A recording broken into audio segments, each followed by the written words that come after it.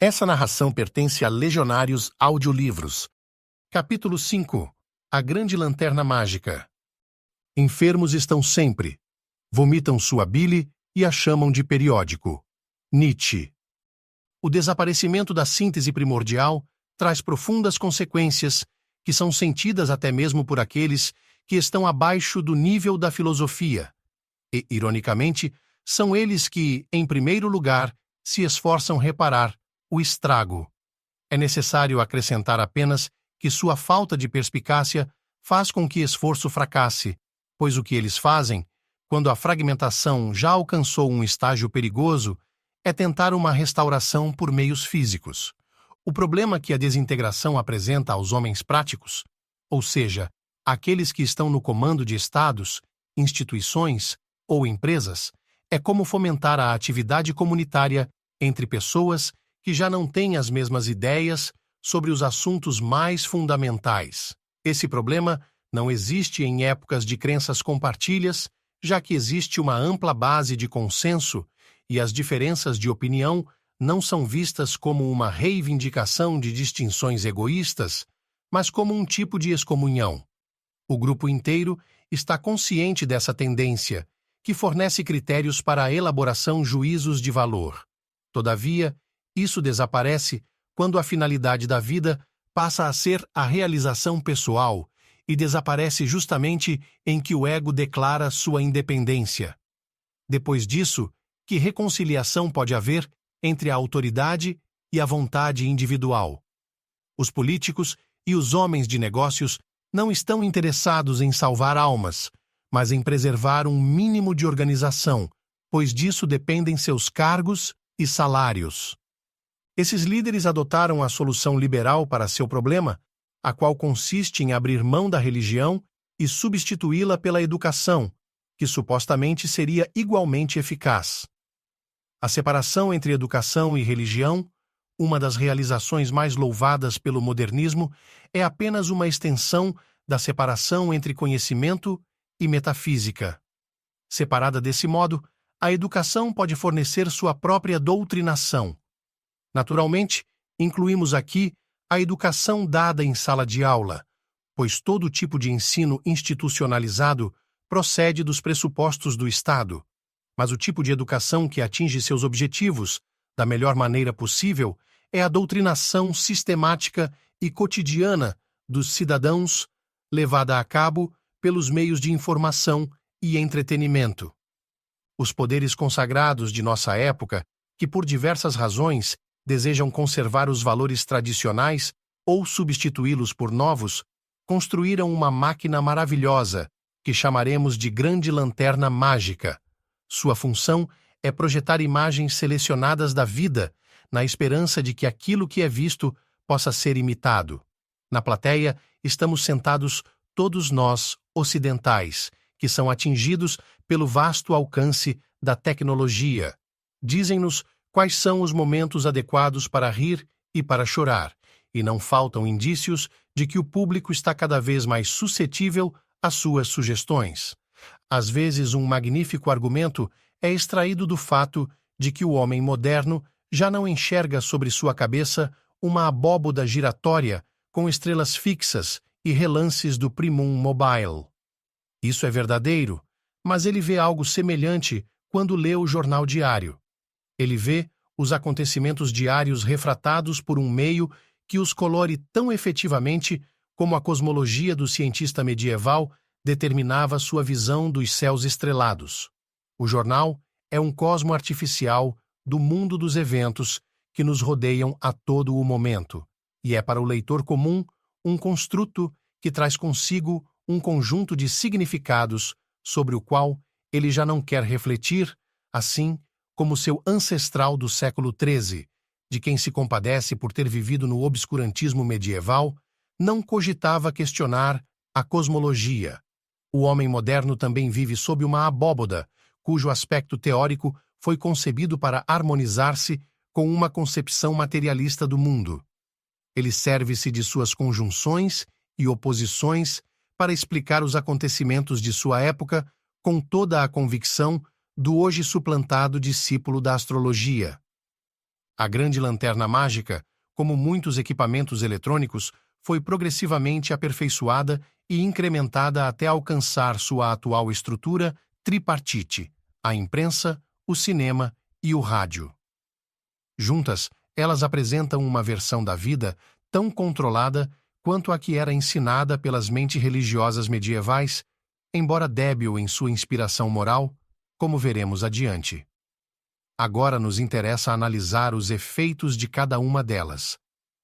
Ninguém poderá considerar-se preparado para compreender a influência do jornalismo sobre a mentalidade popular se antes não tomar consciência de que o jornal é um produto dessa máquina, ou melhor, um mecanismo. Ele sempre esteve estreitamente vinculado ao tipo de exploração financeira e política que a acompanha a industrialização. A imprensa é seu grande escriba e tem o predomínio dos meios que a tecnologia sempre fornece. A facilidade com que ela multiplica estereótipos a transforma na serva ideal do progresso. Sua prosperidade é garantida por uma infindável disseminação. Sua progenie, como as rãs do Egito, invadem nossas próprias gamelas. M. As. Precisamente porque o triunfo da imprensa é tão integral, costumamos não prestar atenção nas condições em que seu trabalho se desenvolve.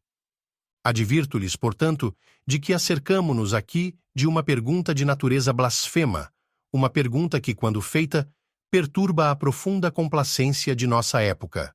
A pergunta é a seguinte: a arte de escrever conseguiu provar que é um benefício livre de problemas?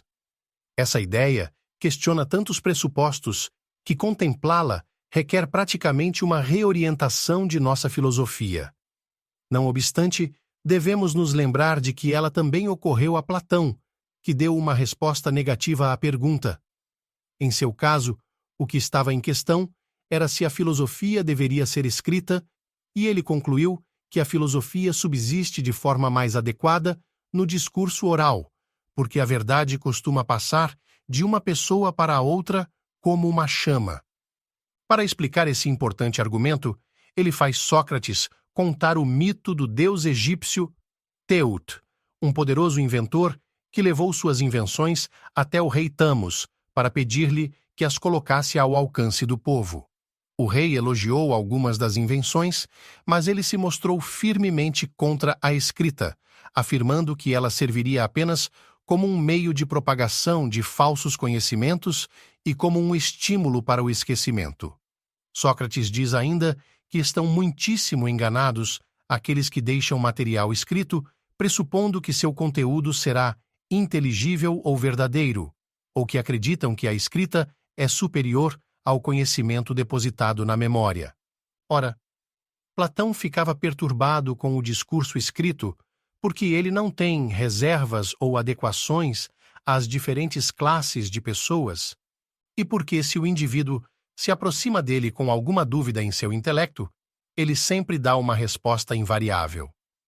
E lemos na carta 7ª a extraordinária observação de que nenhum homem inteligente jamais terá a audácia de pôr em palavras as coisas que contemplou com a razão, especialmente em uma forma inalterável, como é forçosamente o caso daquilo que expressamos com símbolos escritos.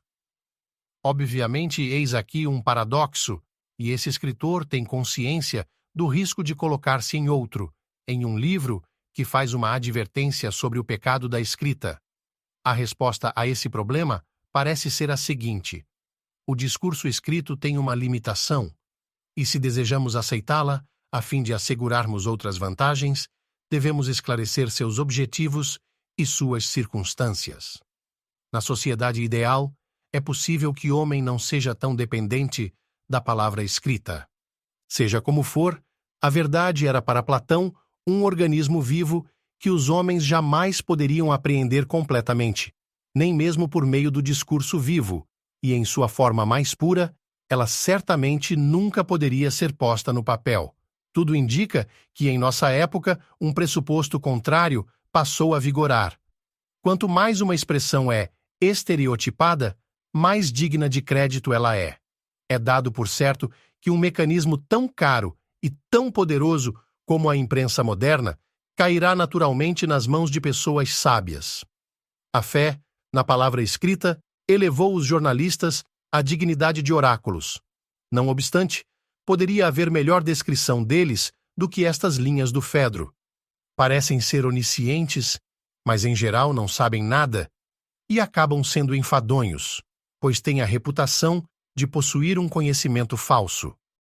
Se a compreensão da verdade é o resultado do encontro de duas mentes, podemos ser céticos em relação à capacidade que a imprensa tem de propagá-la, na medida em que essa propagação limita-se à impressão e distribuição de relatos que nos dão uma resposta invariável. Essa circunstância suscita imediatamente uma dúvida em relação às intenções dos controladores da imprensa. Há muitos indícios de que as publicações modernas desejam minimizar os debates. Apesar de muitas hábeis desculpas em sentido contrário, a imprensa não quer que haja a troca de opiniões, exceto, talvez, em temas acadêmicos. Em vez disso, ela encoraja o público a ler na esperança de que fiquem entusiasmados. Em primeiro lugar, ela usa a técnica do espetáculo visual, que traz avaliações implícitas. Essa técnica controla o pensamento do homem comum mais do que ele imagina. Em segundo lugar, há a estereotipagem de frases inteiras, que são cuidadosamente selecionadas para que não estimulem a reflexão, e sim a evocação de respostas prontas de aprovação ou desaprovação.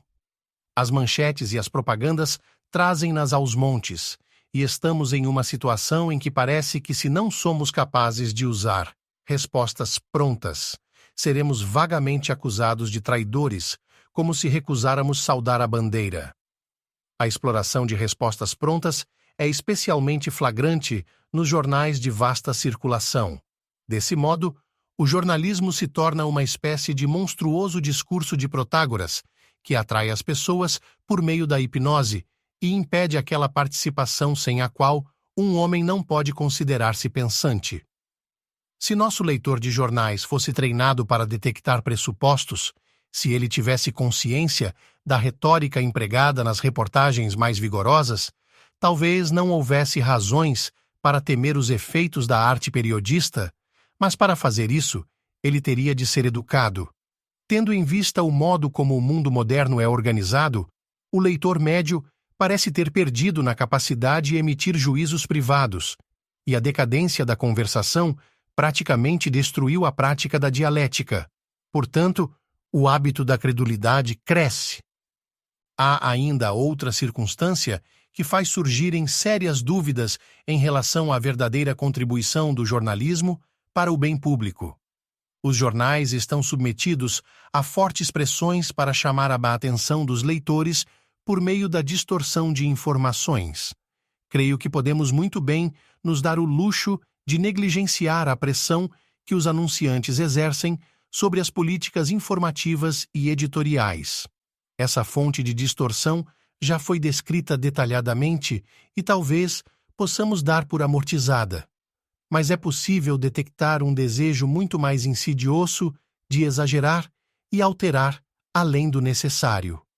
É um fato inegável que os periódicos prosperam graças a enfrentamentos e conflitos.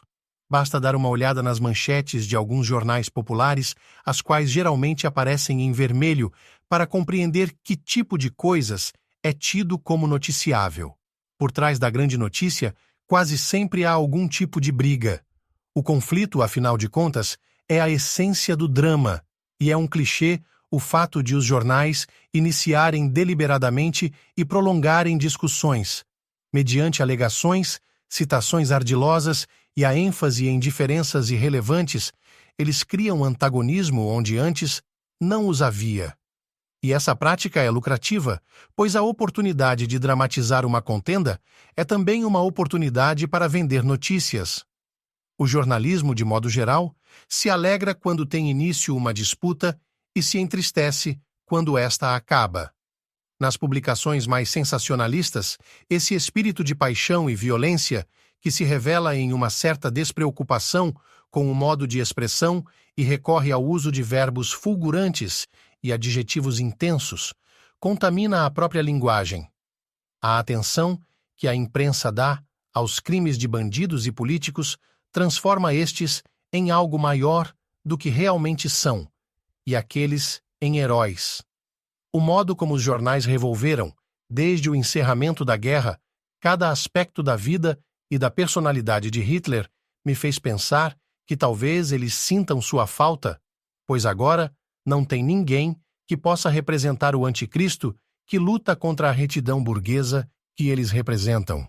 Como estou analisando a persistente tendência dos jornais para corromper, citarei um trecho de The American Democrat, de James Fenimore Cooper. Embora Cooper tenha vivido antes do advento do jornalismo sensacionalista, ele parece ter resumido o essencial da situação, com uma veracidade e uma eloquência impossíveis de superar, quando afirmou o seguinte: um século depois, Huey Long pronunciou uma verdade politicamente incorreta quando chamou o imposto sobre os periódicos de imposto sobre a mentira. À luz desses fatos, como alguém hesitaria em concluir que nós viveríamos de modo mais pacífico e desfrutaríamos de uma maior saúde moral se os jornais fossem inteiramente abolidos? Certa vez, Jefferson afirmou que seria preferível ter jornais e prescindir do governo a ter um governo e viver sem jornais. Mas quando tinha 70 anos, escreveu a John Adams: troquei os jornais por Tácito e Tucídides, por Newton e Euclides, e agora sou muito mais feliz. Com seu habitual realismo lógico, que deve servir como uma solene cesura à mentalidade ocidental, os russos chegaram à conclusão de que a liberdade para desencadear conflitos não é uma das liberdades legítimas. Portanto, eles instauraram o controle estatal do jornalismo. Se os jornais não fazem nada a não ser contar mentiras, eles ao menos o farão em benefício do Estado, o que de modo algum significa mentir, de acordo com a filosofia do estadismo. Certamente, ainda falta saber se as democracias ocidentais, com suas poderosas forças divisoras, poderão seguir permitindo uma autêntica liberdade de imprensa. A verdade é que em algumas áreas há indícios de que esse tipo de liberdade está com os dias contados. Vemos essa mudança ocorrer silenciosamente com a aparição do assessor de imprensa e do oficial de relações públicas. Um número cada vez maior de instituições de diversos tipos se convence de que não deve dar acesso ilimitado às informações sobre sua própria realidade. Elas simplesmente criam um escritório de publicidade em que escritores hábeis, no uso da propaganda, preparam os tipos de relatos que essas instituições desejam colocar em circulação. Inevitavelmente, essa organização acaba funcionando também como escritório de censura, além de minimizar, ou até mesmo reter completamente, notícias que seriam danosas ao seu prestígio. Naturalmente, é fácil disfarçá-la de serviço encarregado de manter o público bem informado, mas isso não altera o fato de que, se o que importa é a interpretação, controlar as fontes é o fundamental. Durante a Segunda Guerra Mundial, o governo dos Estados Unidos montou um imenso escritório de informação de guerra, cujo objetivo era interpretar o conflito do ponto de vista de um governo que, desde o início, fora favorável à guerra. Em uma época como a nossa, em que se compete profissionalmente para ganhar a predileção do público, até mesmo departamentos independentes do governo dispõem de serviços de informação ao público. Ilustrarei isso com uma citação de uma recente nota de imprensa de Washington. A Marinha norte-americana, que antes da guerra escondia sua candeia debaixo do alqueire, decidiu embarcar em um programa de publicidade fortemente dotado de recursos. Seu objetivo, prossegue a nota, é reunir uma equipe de 500 homens, cuja missão consistirá em produzir fotografias, programas de rádio e outras informações públicas sobre a Marinha. Como explica a nota, esse incremento resulta da compreensão de que durante a guerra, as máquinas publicitárias do Exército e da Força Aérea foram capazes de ganhar o apoio do público em detrimento da Marinha e sua reputação. Com o decorrer da guerra, declara esse sincero correspondente, a Marinha esforçou-se para se atualizar ao introduzir os métodos das agências publicitárias modernas e ao trocar o tradicional rótulo de Escritório de Relações Públicas pelo mais eufemístico Escritório de Informações Públicas. Nisso consiste uma política planejada para que haja abundância de notícias e para que elas tenham origem nas mãos certas. A prática está se tornando universal. Não foram apenas os departamentos dos governos e as empresas privadas que concluíram que a liberdade de acesso às notícias é cara e inoportuna, mas também as universidades. Não há muito mais a ser dito sobre as forças que impedem que essa parte da grande lanterna mágica nos dê a verdade exata. Voltemo-nos agora para a segunda parte. Todo estudante de cinema já ficou impressionado com a imensa gama de recursos de que dispõe esse meio de comunicação. O produtor de filmes é um criador que tem quase o mesmo alcance do poeta, pois trabalha com uma ferramenta capaz de transformar assuntos. Sua produção traz consigo o poder avaliativo que está implícito em toda representação dramática, o qual, no curso normal dos acontecimentos, é empregado com o propósito de entreter. Esses dois aspectos merecem ser examinados. Não é necessário falar da poderosa influência que essa representação sinóptica da vida exerce sobre as crianças e os adolescentes. Esse é um ponto que diz respeito às reservas e convenções das diferentes classes sociais. Interessam-nos antes os efeitos deletérios que o cinema pode causar até mesmo em adultos que buscam satisfação nele. A postura do público em relação à censura nos mostra que ele não compreende o problema da influência do cinema, pois as únicas coisas que o público conforma-se em ver censuradas são as pequenas quebras de decoro que atacam a decência e a sensação de segurança da burguesia. O fato é que essas coisas estão tão distantes do núcleo do problema que poderiam completamente ignoradas.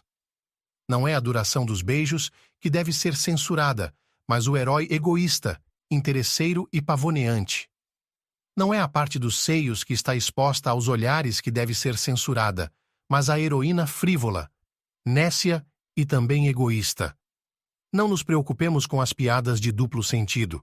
Em vez disso, contestemos todo o roteiro e sua afirmação complacente das virtudes da sociedade materialista. Naturalmente, estamos falando aqui desde um ponto de vista fundamental.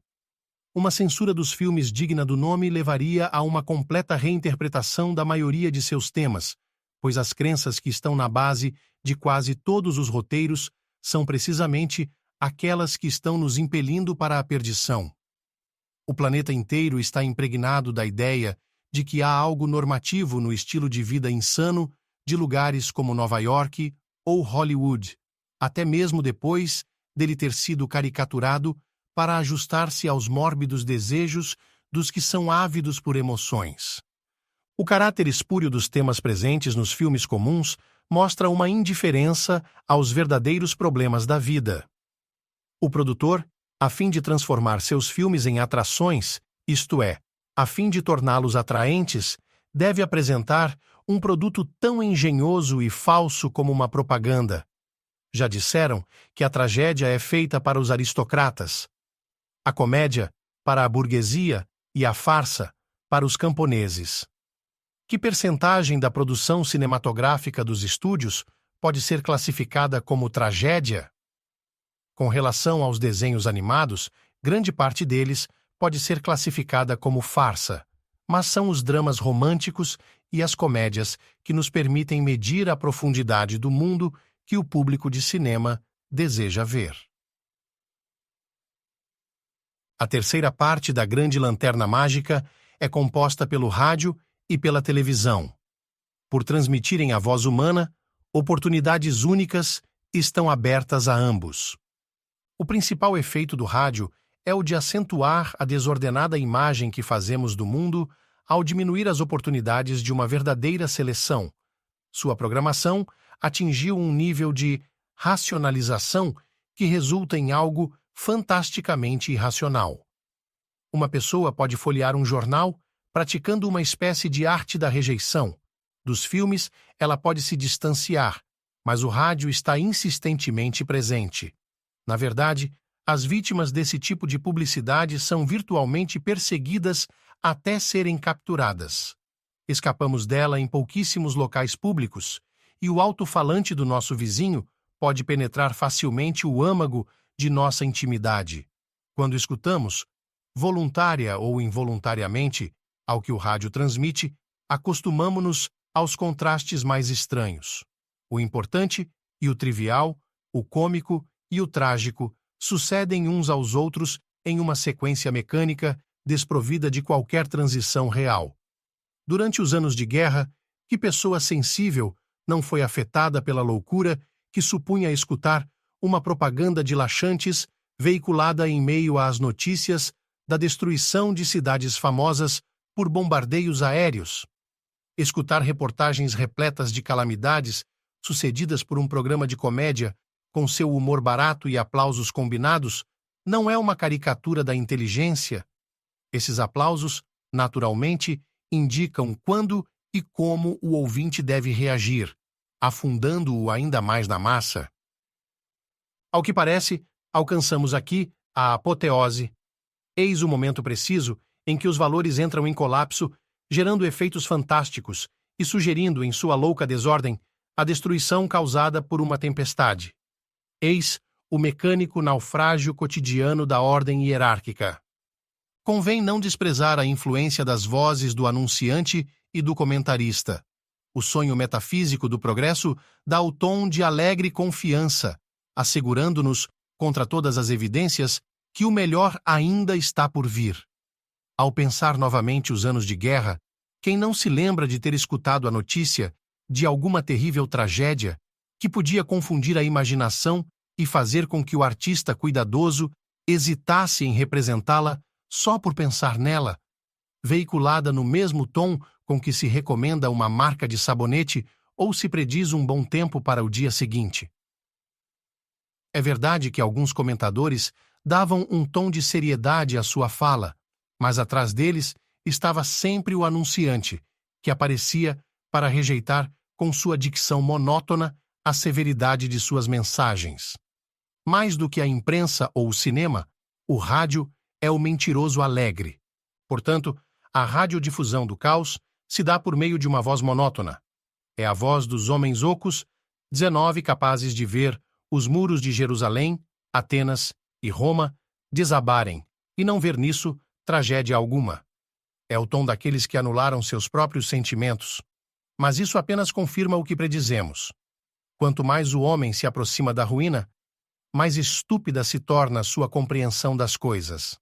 A destruição do ser espiritual precede a destruição das muralhas do templo. Finalmente, o rádio é um instrumento muito útil para desencorajar as ânsias de participação. É o monopólio natural da comunicação. Pode haver instrumento mais eficaz para transformar populações inteiras em receptores mudos de éditos autoritários? Uma rede nacional de radioemissoras é como o sistema de alto-falantes de um couraçado de batalha ou de uma fábrica, por meio do qual o posto de comando pode transmitir suas ordens a todos. Se aceitarmos a hipótese dos materialistas de que a sociedade deve se adaptar aos avanços da ciência, deveremos nos preparar também para viver em um estado monolítico. Até agora só falamos de exemplos concretos de supressão e distorção, mas já é hora de analisarmos a principal fonte dos danos causados pela grande lanterna mágica. Se estamos defendendo a unidade do intelecto e se admitimos a necessidade de algum grau de determinação subjetiva, pode ser que essa máquina, com seu poder de transformar em retórica tudo em que toca, seja uma resposta enviada do céu às nossas necessidades. Em última instância, nós não queremos lidar com dados brutos. É precisamente a interpretação o que mais nos interessa. Mas a grande falha disso tudo está no fato de que esses dados, quando passam pela máquina, adquirem sentido a partir de sonho metafísico doentio. A fonte suprema de avaliação deixa de ser o ideal de beleza e verdade e passa a ser o ideal de psicopatia, de fragmentação, de desarmonia e do não ser. Os operadores da grande lanterna mágica, por meio da própria seleção do conteúdo, elaboram hipóteses horríveis sobre a realidade. Para seu público, aquela abóboda suprema se transforma em uma espécie de nuvem miasmática, geradora de disputas, degradação e de tudo quanto seja subhumano. Nenhuma pessoa que tenha uma visão positiva, vida, negará que um mundo suprido diariamente pela imprensa, pelo cinema e pelo rádio seja um mundo onde reina a maldade e a negação. Nossa natureza está suficientemente blindada para resistir a qualquer acontecimento que nos seja apresentado em um contexto assertivo, mas não podemos permanecer insensíveis à afirmação ininterrupta do cinismo e da brutalidade. Não obstante, é isso o que nos oferecem os materialistas que estão no controle da publicidade. O sonho metafísico doentio não é uma criação apenas daqueles que mandaram aos ventos toda forma de pudor com o objetivo de lucrar com o sensacionalismo. É também a criação de muitos que professam ideais elevados, mas são incapazes de enxergar aonde levam seus pressupostos. Naturalmente, o dogma do progresso e seu postulado da eternidade do avanço são fundamentais para esse sonho. O hábito de julgar todas as coisas em função de seu distanciamento das coisas passadas repercute na maioria das interpretações jornalísticas. Daí, a perturbação e os critérios de magnitude e popularidade, o fato de que o capitalismo parece prosperar apenas por meio de sua expansão está sem dúvida alguma ligado a isso. Mas qualquer que seja a razão disso tudo, não há lei de aperfeiçoamento onde não há critérios de medida. A pedra de toque do progresso simplesmente ensina milhões de pessoas a fazerem avaliações rasas. Além disso, em um lugar qualquer, os metafísicos da publicidade assimilaram a ideia de que o fim último da vida é atingir a felicidade por meio do conforto. Isso seria um estado de complacência que resultaria da satisfação dos apetites físicos. A publicidade fomenta essa ideia, a social-democracia a aprova, e sua aceitação é tão ampla que hoje é virtualmente impossível, se não desde o púlpito da religião, compreender que a vida significa disciplina e sacrifício. Segundo a visão de mundo das agências de imprensa, a vida se reduz ao emprego, à domesticidade, ao interesse em alguma diversão inofensiva, como o beisebol ou a pescaria, e uma à forte aversão às ideias abstratas. Essa é a versão filisteia do homem em busca da felicidade. Até mesmo a doutrina de Carlyle, sobre a bem-aventurança por meio do trabalho, tem traços de coragem que são repugnantes ao homem moderno. Não é porque o jornalista filósofo avalia os variados assuntos e acontecimentos do mundo pelo atrativo que eles possam exercer sobre o maior número possível de indivíduos que ele recomendará o árduo caminho da espiritualização. Quanto a essa categoria profissional, nunca se enfatizará muito que os operadores da grande lanterna mágica têm especial interesse em manter as pessoas afastadas das realidades mais profundas. O filósofo não é apenas um notório mau consumidor, mas também uma influência perturbadora nas sociedades que negligenciam a justiça. O homem comum suspeita ocasionalmente que existem outras realidades além das que ele constata em sua rotina diária, mas fazer com que ele as perceba por meio de alguma revelação apocalíptica ameaçará as bases da civilização materialista. Não nos surpreende o fato de patrões experientes procurarem por trabalhadores casados e ajuizados, pois o outro tipo às vezes fica curioso para saber qual é a verdadeira realidade e, por isso, não podem dar-se ao luxo de contratar trabalhadores capazes de se comportar como Santayana, quando, segundo boatos, abandonou as aulas em Harvard para atender o chamado da primavera, ou Sherwood Anderson, que nem sequer se despediu quando deixou a fábrica de pinturas de Ohio. As reflexões jornalísticas raramente ultrapassam os limites das atividades econômicas e dos bons costumes, e seus oráculos criticam prontamente quem se atreva a aparecer com ideias perturbadoras. Agem não só com prontidão, mas também de modo inescrupuloso, caso percebam que tais ideias têm alguma verdade necessária. Confirmam, assim, a observação de Sócrates de que a sociedade não se preocupa com a presença de um sábio, mas se mostra inquieta quando ele começa a transmitir sua sabedoria a outros. Isso significa que eles temem a disseminação de tudo quanto esteja ao lado da sabedoria e da razão. Algum crítico social genial do século XIX recebeu das autoridades do jornalismo algo melhor que um olhar de desprezo antes que sua valorização por outros pensadores forçasse um relutante reconhecimento? Um Nietzsche, um Kierkegaard, um Peggy, um Spengler? É impossível que o jornalismo leve essas pessoas a sério. A existência dos filósofos ameaça a existência dos jornalistas, e vice-versa. Os donos da Grande Lanterna Mágica têm uma ideia muito clara do nível que o pensamento não deve ultrapassar, se o que se pretende é preservar a ordem estabelecida.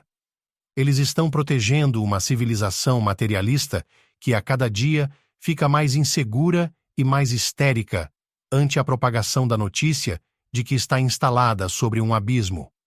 Portanto, ao insistir no dogma do progresso, ao conceber a satisfação dos apetites físicos como o fim último da vida e ao impedir que as mentes pensem na possibilidade de uma realidade imanente, a Grande Lanterna Mágica impede que o cidadão comum perceba o caráter fútil de sua contabilidade e a vacuidade de sua felicidade doméstica.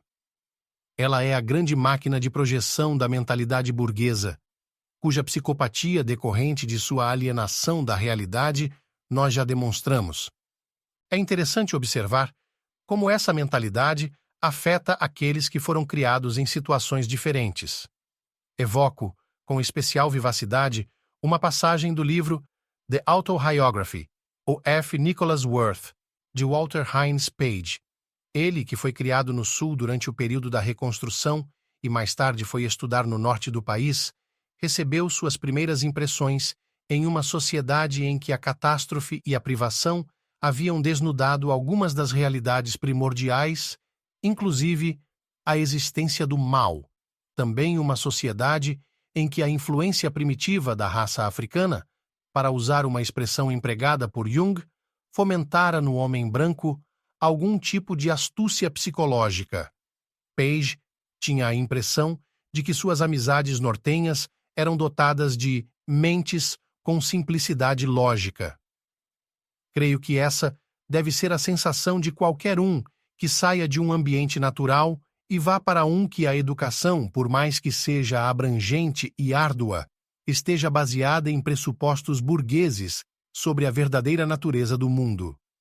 Trata-se de um tipo de mentalidade que aprende a jogar com fichas e chega a respostas eficazes em um ambiente burguês. Se nós revertermos esse processo e enviarmos a mente com simplicidade lógica a regiões onde o mistério e a contingência são admitidos, restabeleceremos o enredo de Lord Jim, de Conrad. Existe um mundo aterradoramente real, ao qual não parece aplicável a meticulosa moralidade de uma paróquia anglicana.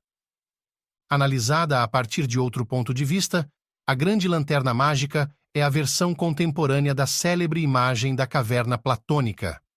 A grande imperfeição dos prisioneiros, lembremo-nos, é sua incapacidade de perceber a verdade. A parede que tem diante de si, na qual se projetam as sombras, é a tela em que a imprensa, o cinema e o rádio projetam seu relato da vida. As correntes que impedem que os prisioneiros movam suas cabeças são o monopólio físico que a maquinaria publicitária controla naturalmente. E não é pateticamente verdadeiro que essas vítimas, com sua visão limitada, tenham o hábito de louvar aquelas que percebem mais rapidamente as sombras que passam e, por isso, conseguem notar quais aparecem antes quais aparecem depois e quais aparecem juntas. O resultado disso é que o isolamento provocado pela tecnologia tornou a disseminação da sabedoria uma tarefa ainda mais difícil do que na época de Platão. Em meio à sofistica e à demagogia ateniense, Platão enfrentou males semelhantes, mas eles não podiam agir amparados por uma defesa tão estratégica, e o sábio não tinha tantas dificuldades para fazer-se escutar nos centros de influência. Em uma época dominada pelo materialismo, não há nada mais natural do que a autoridade estar vinculada àqueles que detêm o poder. Recorramos a um exemplo concreto. Hoje, que chance o pregador da esquina, destituído de meios e de patrocínio institucional, tem de competir com as afirmações superficiais de um oráculo radiofônico? Os habitantes da caverna nunca estiveram tão firmemente acorrentados como em nossa época, que usa a liberdade como um verdadeiro encantamento. É verdade que há alguns sinais auspiciosos de uma crescente impaciência em relação à atual situação. Muitos de nós percebemos que há entre as pessoas comuns uma profunda desconfiança em relação à propaganda desde a Primeira Guerra Mundial. Surpreendentemente, as lições tiradas dessa desilusão têm durado. Essa desconfiança é tão intensa que, durante o recente conflito, os relatos mais autênticos de ultrajes, documentados e comprovados de todas as maneiras possíveis, ou foram recebidos com franca descrença, ou foram reconhecidos cautelosamente e com reservas. O homem comum percebe que foi enganado e que ainda há pessoas que o enganariam novamente, mas por não ter capacidade analítica, ele tende a associar à propaganda qualquer caso de expressão organizada. Também em períodos de paz, ele mostra certa inflexibilidade às tentativas de sedução ou persuasão. Vimos neste país políticos serem eleitos em face de uma oposição jornalística quase unânime. Muitas vezes, observamos um cuidadoso repúdio às óbvias falsificações veiculadas pela publicidade, e já escutei homens simples afirmarem que os jornais não deveriam imprimir notícias de caráter privado e perturbador, os quais são precisamente do tipo que classificamos como obscenos. Também na produção literária séria, há alguns esperançosos indícios de mudança. Já se observou como os poetas modernos reagiram à degradante cunhagem de clichês. Em outros tipos de literatura, também há sinais de abandono da visão de mundo da classe média. Talvez Arthur Koestler esteja certo. À medida que o romance burguês dá sinais de esgotamento, um tipo de escritor inteiramente novo está destinado a surgir. Aviadores, revolucionários, aventureiros, homens que têm um estilo de vida perigoso. Tal parece ser o caso, por exemplo, de Silone, Saint-Exupéry e Hemingway. Eles trouxeram o dom da reflexão para o campo das experiências de intenso sofrimento físico e, assim, desenvolveram um desprezo pelas explicações materialistas mais verdadeiro do que aquele visto nos últimos séculos. Quando Saint-Exupéry, por exemplo, afirma que o próprio drama físico não poderá nos comover até que alguém demonstre seu sentido espiritual, está afirmando algo trágico e importante. Em certo sentido, esses homens recorrem ao mesmo método utilizado pelos místicos medievais. Estes, em meio ao sofrimento, purificavam seu modo de considerar as coisas. E como sua fé havia sido posta a duras provas, eles se intimidavam com aquelas coisas que subjugam o filósofo de poltrona. Eles romperam o véu da mentira e retornaram para afirmar que o mundo não é de modo algum aquilo parece. E isso não pode ser feito antes que a pessoa fuja do conforto e da segurança e alcance um tipo de liberdade muito diferente daquele prometido pelos liberais, pois são eles mesmos os que trocam os slides da lanterna mágica. Quando refletimos sobre a lição dos extremos que se tocam, lembramo-nos do que dizia Yeats: santos e beberrões nunca são progressistas. Certamente temos de nos perguntar se o fascismo europeu não foi algo semelhante a esse mesmo impulso, porém vulgarizado e pervertido. A rebeldia da juventude, o repúdio à complacência burguesa, a tentativa de renovar a compreensão da santidade e do heroísmo, tudo isso parece ser o início de uma revolta, ao menos tão profundo quanto aquele que provocou a Revolução Francesa. A revolta foi conduzida por espíritos ignorantes que foram impelidos pelo ressentimento e que, por causa de sua decisão de inverter a ética cristã, protagonizaram um fiasco sem precedentes. Todavia, não há razão para acreditar que o profundo descontentamento com a superficialidade do modo de vida ocidental tenha desaparecido ou tenha sido mitigado. E por isso que nos perguntamos por quanto tempo a lanterna mágica ainda poderá preservar esse mundo fútil que a burguesia considera tão adequado. Por fim, trata-se de um meio mecânico para unificar as comunidades empíricas. Em suma, o argumento de que a imprensa, o cinema e rádio justificam a si mesmos por manterem as pessoas bem informadas mostra-se enganoso. Se alguém pensa apenas em fatos ou em sensações vividas, a alegação tem algum fundamento, mas se pensa no encorajamento à reflexão, o contrário é certamente verdadeiro. Pois ao manterem o elemento temporal continuamente presente, e alguém pode evocar aqui a descrição de Henry James do jornalismo como crítica instantânea do instante, desestimulam a harmonização e, desse modo, promovem a fragmentação já analisada. Já vimos em outros contextos como a especialização é hostil a todo tipo de organização, quer esta se expresse como imagem, como conjunto ou como generalização. Em última análise, trata-se de uma tentativa de impedir a percepção simultânea de eventos sucessivos, algo que é feito pelo filósofo.